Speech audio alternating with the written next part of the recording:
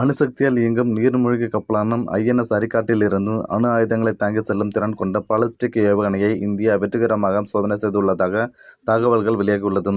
விசாகப்பட்டினம் கடல் அருகே இந்த சோதனையை இந்தியா வெற்றிகரமாக செய்துள்ளதாக கூறப்படுகிறது. இது குறித்து நாம் விரிவாக பார்க்கலாம். உலகில் மிகவும் வலிமையான பாதுகாப்பு படைகளில் ஒன்றாக இந்தியா இருக்கிறது. குறிப்பாக அணு ஆயுத திறன் கொண்ட வெகு சில நாடுகளில் இந்தியாவும் ஒன்றாக இருக்கிறது. இந்தியா தனது புதிய ஏவுகணைகளை தொடர்ச்சியாக சோதனை செய்து வருகிறது. இதற்கிடையே இந்தியா மற்றொரு முக்கியமான ஏவுகணையை தொடர்ச்சியாக சோதனை செய்துள்ளதாக தகவல்கள் வெளியாகியுள்ளது. அணுசக்தியால் இயங்கும் நீர்மூழ்கி கப்பலான ஐஎன்எஸ் அரிகாட்டிலிருந்து 3500 கிலோமீட்டர் தூரம் சென்று துல்லியமாக தாக்கும் வகையில் வடிவமைக்கப்பட்ட அணு ஆயுதங்களை தாங்கிச் செல்லும் திறன் கொண்ட பாலிஸ்டிக் ஏவுகணைகளை SLBM இந்தியா வெற்றிகரமாக சோதனை செய்துள்ளதாக தகவல்கள் வெளியாகியுள்ளது.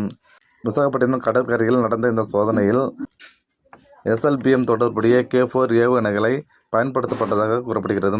ஐஎன்எஸ் அரிகாட்டிலிருந்து K4 ஏவுகணை சோதனை செய்யப்படுவது இதுவே முதல் முறையாகும். கடந்த ஆகஸ்ட் மாதம்தான் ஐஎன்எஸ் அரிகாட் இந்திய கடற்படையில் சேர்க்கப்பட்டது. இதற்கு முன்பு வரை K4 ஏவுகணை பல ஆண்டுகளாக நீரில் மூழ்கக்கூடிய பாண்டூன் வகை கப்பல்களில் இருந்து மட்டும்தான் சோதனை செய்யப்பட்ட நிலையில் இப்போது முதல் முறையாக ஐஎன்எஸ் அரிகாட்டிலிருந்து சோதனை செய்யப்பட்டுள்ளது. முன்னதாக இந்த சோதனை தொடர்புடைய மத்திய அரசு முன்கூட்டியே பொது எச்சரிக்கை விடுத்திருந்தது. அதாவது நவம்பர் 27 முதல் 30 வரை இந்த பிராந்தியத்தில் சுமார் 3490 கிலோமீட்டர் சுற்றளவுக்கு ஏவுகணை சோதனை நடைபெறும் என்பதால் பொது எச்சரிக்கை விடுக்கப்பட்டுள்ளது குறிப்பிடத்தக்கது. இன்று நடந்த சோதனை எந்த அளவுக்கு வெற்றிகரமாக இருந்தது என்பதை கண்டறிய முடிவுகளை விரிவான பகுப்பாய்வு செய்யும் பணிகள் நடந்து வருவதாக ஆய்வாளர்கள் கூறுகின்றனர். K4 என அழைக்கப்படும் இந்த ஏவுகணை நாட்டின் அணுசக்தியில் இயங்கும் நீர்மூழ்கி கப்பலில் இருந்து எடுத்து செல்லக்கூடியதாகவும் பாதுகாப்பு ஆராய்ச்சி மற்றும் மேம்பாட்டு நிறுவனத்தால் DRDO உருவாக்கப்பட்டது. அமெரிக்கா, ரஷ்யா மற்றும் சீனா போன்ற நாடுகளில் ஏற்கனவே 5000 கிலோமீட்டர் தூரம் தாக்கக்கூடிய இந்த ரக ஏவுகணைகள் உள்ளது குறிப்பிடத்தக்கது.